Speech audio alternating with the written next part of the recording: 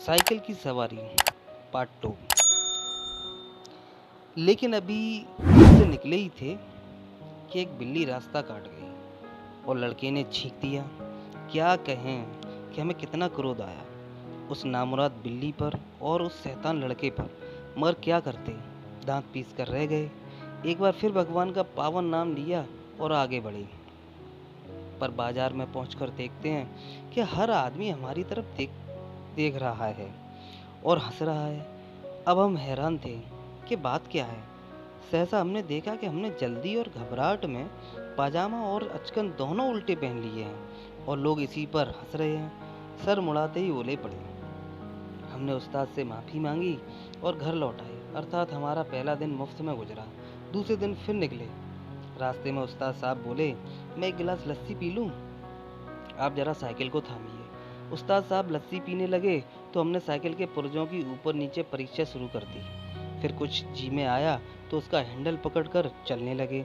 मगर 2 ही कदम गए होंगे कि ऐसा मालूम हुआ जैसे साइकिल हमारे सीने पर चढ़ी आती है। इस समय हमारे सामने गंभीर प्रश्न यह था कि क्या करना चाहिए, युद्ध क्षेत्र में डटे रहें या हट जाएं। सोच विचार के बाद यही निश्चय हुआ कि यह लोहे का घोड़ा है, इसके सामने हम क्या चीज़ हैं।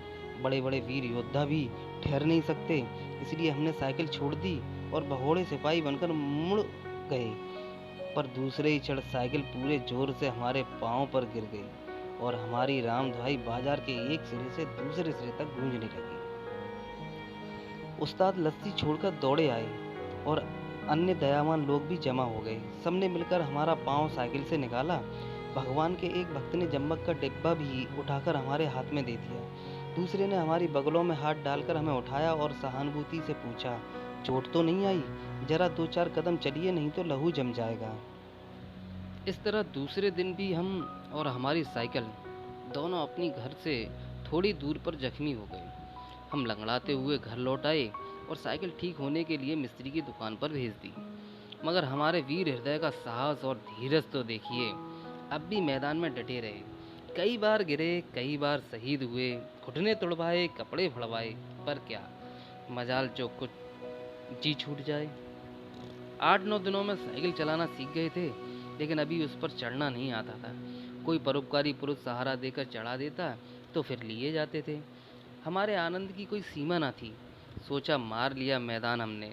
2-4 दिन में पूरे मास्टर बन जाएंगे, इसके बाद प्रोफेसर, प्रिंसिपल, इसके बाद ट्रेनिंग कॉलेज, फिर 300-400 रुपये मासिक। तिवारी जी देखेंगे और ईर्ष्या से चलेंगे। उस दिन उस्ताद जी ने हमें साइकिल पर चढ़ा दिया और सड़क पर छोड़ दिया कि ले जाओ, अब तुम सीख गए। अब हम साइकिल चलाते थे और दिल ही दिल फूले न समाते थे।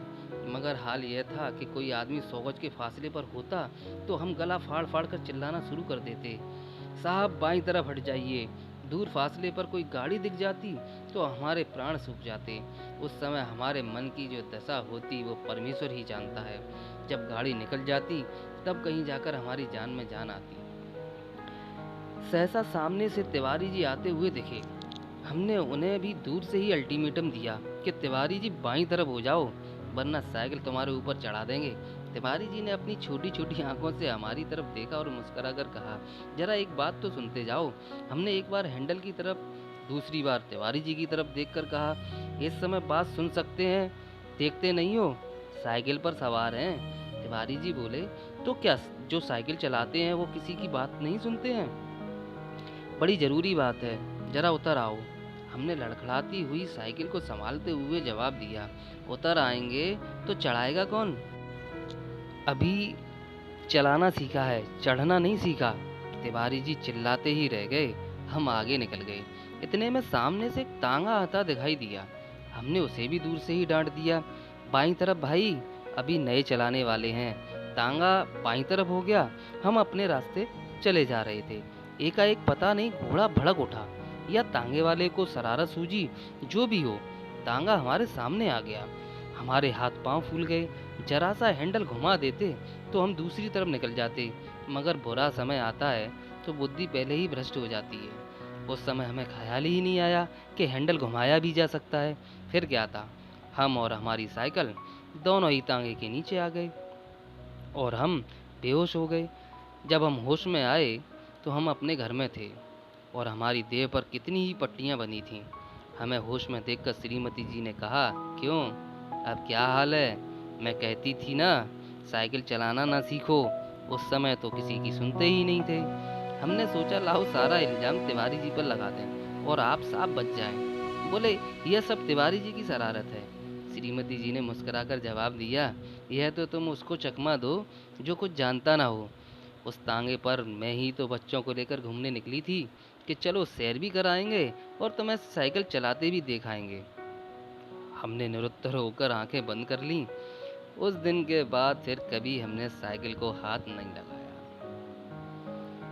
कहानी अच्छी लगी हो तो चैनल को सब्सक्राइब और लाइक कर दीजिए। धन्यवाद।